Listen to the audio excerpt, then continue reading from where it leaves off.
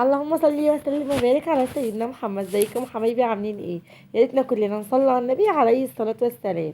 النهارده نعمله كبده كده حلوه وسهله وطعمها حلو قوي. بسم الله وهخش في الفيديو.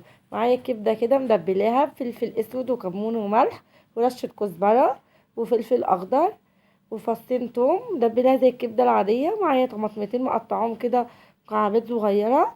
معايا فلفل حامي ومعايا فلفل رومي مقطعاهم كده صغير. ومعايا هنا كام فص توم كده مقطعاهم كده صغير. معايا طاسه على النار، حطيت الزيت. طبعا الزيت بيبقى سخن، بيبقى قادح يعني. هنزل هنا بقى كده بالثوم. انا عايزه الثوم هنا بس يصفر، مش عايزاه يبقى لونه غامق. اول ما يصفر كده الثوم. عايز سامحوني بقى على صوتي والله يا جماعه، عشان عندي برد. انا ما عملتش لكم الفيديو، انا عندي دلوقتي عندي برد والله. سامحوني بقى على صوتي. خلاص بقى، اول ما الثوم كده يصفر هنزل دلوقتي بقى بالفلفل اخضر رومي قلنا، وحامي على بارد. مش عايزه الحامي براحتك. وهنزل دلوقتي بالطماطم، ولو طماطم فيها اي ميه ما تحطهاش، يعني ايه، حاولي ان انت ايه ما تبقاش فيها سوائل يعني عشان ما تنزلش سوائلها في الكبده. وهنزل كده بمعلقه خل كبيره. طبعا الريحه هنا بقولك دلوقتي تحفه والله، بيبقى طعمها حلو قوي الكبده دي.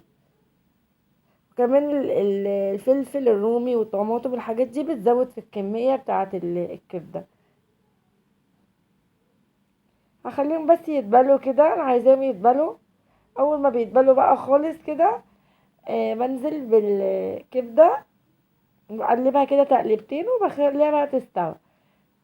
طبعا انا ما حطيتش الخل إلا لما الطماطم والفلفل دبلوا. اول ما بيتبلوا بنزل معلقه خل وبسيبهم شويه بقى يتبلوا خالص، وبعد كده بقى بنزل الكبده. هقلبها بقى تقلبتين كده، هسيبها بقى تستوى. خلاص هي استوت بقى كده، هغرفها. ما خدتش معانا وقت، وبيبقى طعمها حلو قوي والله. طبعا الكبده دي ممكن تعملي بقى جنبيها، تعمليها سندوتشات، تحطي طحينه وبطاطس محمره وتاكليها بالعيش، بتبقى حلوه قوي. انا كده خلصت فيديو النهارده. لو عجبك الفيديو ما تنسيش باللايك. لو انت جديده تنوريني وتشتركي في القناه وتدوسي على كلمه الكل عشان القناه تكبر بيكي. والسلام عليكم ورحمه الله وبركاته.